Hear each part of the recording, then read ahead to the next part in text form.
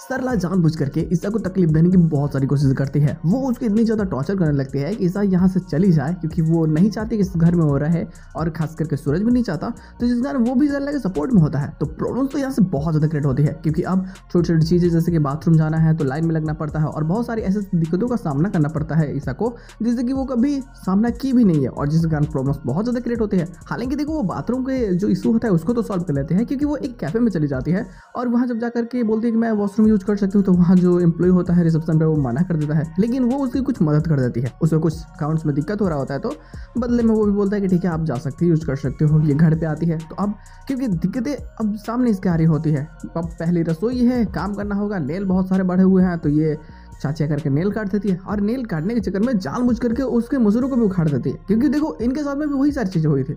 जब उसके घर पे काम कर रही थी, तो बार बार जब छोटी सी भी गलती हो जाती थी, तो इसको सज़ा बहुत ज़्यादा इनको मिलती थी, और इस कारण बहुत ज़्यादा गुस्सा भी होते हैं।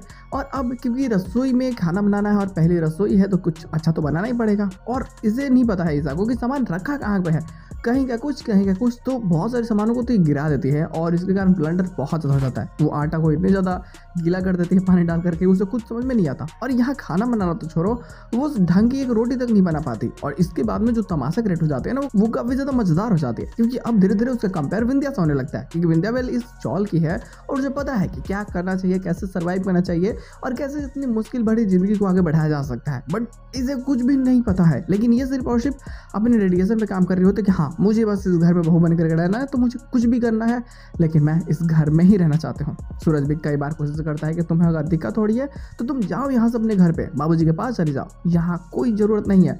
लेकिन ये तो शायद कसम खा के ही होती है, ना ना ना ना ना, मैं नहीं जाऊँगी, मैं यहीं पर होंगे। तो प्रॉब्लम्स तो क्रिएट होने वाली है, जो स्टोरी लाइन को इंटरेस्टिंग बनाएगी, जो मजेदार भी हैं। देखते हैं लोग आने वाले प्लॉट्स में और क्या चीज़ हो सकती है। छोटा सा प्लॉट एक और होता है कि वेल देखो, जो इसकी बहन सूरज की काम करने के लिए गई होती है, तो फिर जो ईसा का भाई है ना, उससे उसकी दोस्ती हो जाती है, क्योंकि वे लोग परेशान करने के लिए एक जूस का बोतल इसके मुंह पे फेंक देता है। बट जब भाभी इसे सच नहीं बताती है वेल काव्या, और वो झूठ बोल देते हैं कि गलती से इससे ही गिर गया था, तो उनमें समझते हो ना, जो मिसअंडरस्टैंडिंग होता है वो दूर हो जाती है, और फाइनली ये दोनों भी एक अच्छे दोस्त बन जाते हैं। तो इनकी भी स्टोरी लाइन साथ साथ चल रही है, लेकिन मेन फोकस है वेल इस सवाल पे कि वहाँ जो ये पहली रसोई के बाद में जो तमाशा क्रिएट होता है, इसको कैसे इस ब्लंडर को सॉल्व करता है सूरज।